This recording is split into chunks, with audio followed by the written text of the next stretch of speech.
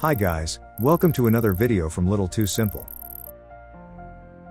Imagine waking up to the aroma of freshly brewed coffee. But wait, what brand are you thinking of? If you see an expensive cafe-style coffee, you're probably thinking of Nescafé. If it's a homemade cup shared with family, it's likely Bru. But have you ever wondered, how did these two brands create such distinct identities in India? Why does Nescafé scream premium while Bru feels like an everyday comfort drink? The answer lies in marketing genius, cultural positioning, and decades of brand wars. Stick around because, by the end of this video, you'll see coffee in India in a whole new light.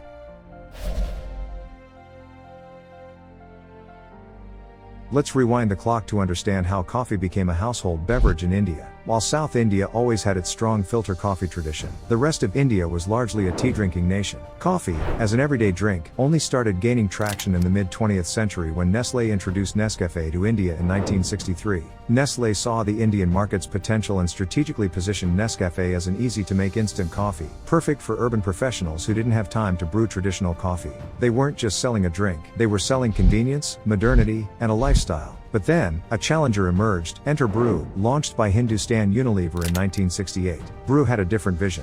Instead of targeting just urban professionals, it focused on affordability and mass appeal. It was the brand that would bring coffee into more Indian households. So, one brand marketed aspiration, while the other marketed accessibility. But which strategy worked better? The answer might surprise you.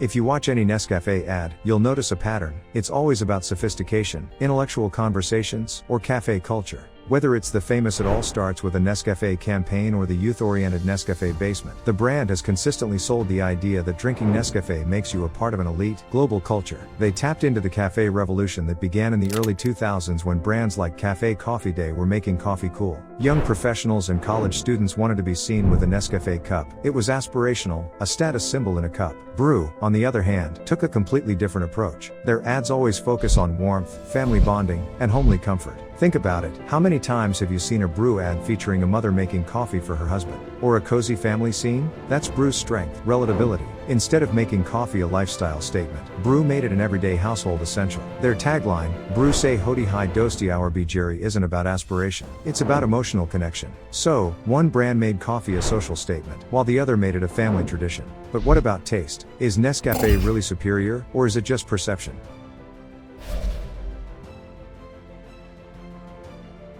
Let's get real for a moment. If you blindfolded a regular coffee drinker, would they be able to tell the difference between Nescafé and Bru? The answer is, probably yes. And here's why. Nescafé, being a global brand, focuses on high-quality Robusta and Arabica beans, giving its coffee a richer and smoother texture. The premium variants like Nescafé Gold even promise a more sophisticated experience with better aroma and taste. Bru, on the other hand, is a mix of 70% coffee and 30% chicory. Chicory is a plant additive that enhances the coffee's body and adds a slight bitterness, making it taste more like traditional South Indian filter coffee. This is one of the reasons why Bru is more popular in homes. It offers a stronger, slightly bitter taste that many Indians prefer. But wait, if Bru is stronger, why is Nescafé seen as premium? The answer is in the pricing and perception game.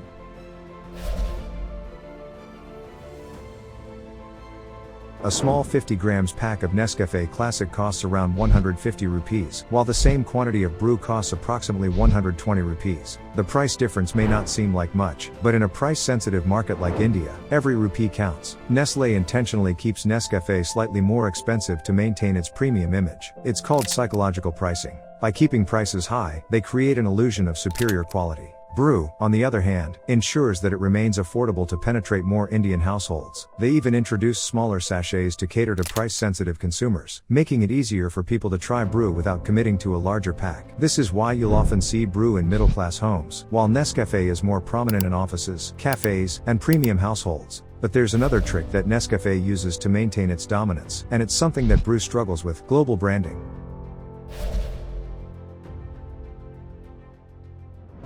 Nescafé isn't just an Indian brand, it's a global powerhouse, and that gives it a massive edge over Bru. Nescafé leverages its international image to reinforce its premium appeal. If you travel abroad, you'll find Nescafé in cafes, airports, and hotels worldwide. That global presence creates an aspirational value. Indians see Nescafé as a brand that belongs to the world, while Bru remains an Indian brand. Hindustan Unilever, despite being a giant, hasn't been able to push Bru beyond Indian borders in the same way. This limits its perception and makes it more local than premium. But Bru isn't backing down. It has an ace up its sleeve, and it's something Nescafe hasn't been able to match.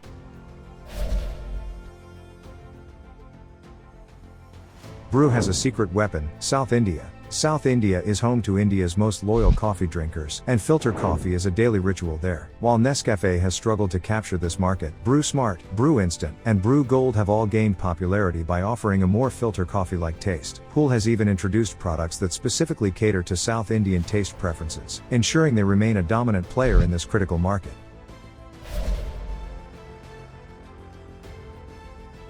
So, who wins, Nescafe or Bru? The truth is, there's no single winner. Nescafe dominates in premium perception, global presence, and cafe culture, while Bru is the king of affordability, household bonding, and South Indian markets. If you want a rich, global coffee experience, you'll probably choose Nescafe. If you want a stronger, more homely coffee, Bru is your go-to brand. But the real question is, what do you prefer? Are you Team Nescafe or Team Bru? Let us know in the comments below. If you found this video interesting, hit that like button, share it with a coffee lover, and subscribe for more amazing business stories. Until next time, keep sipping and stay curious.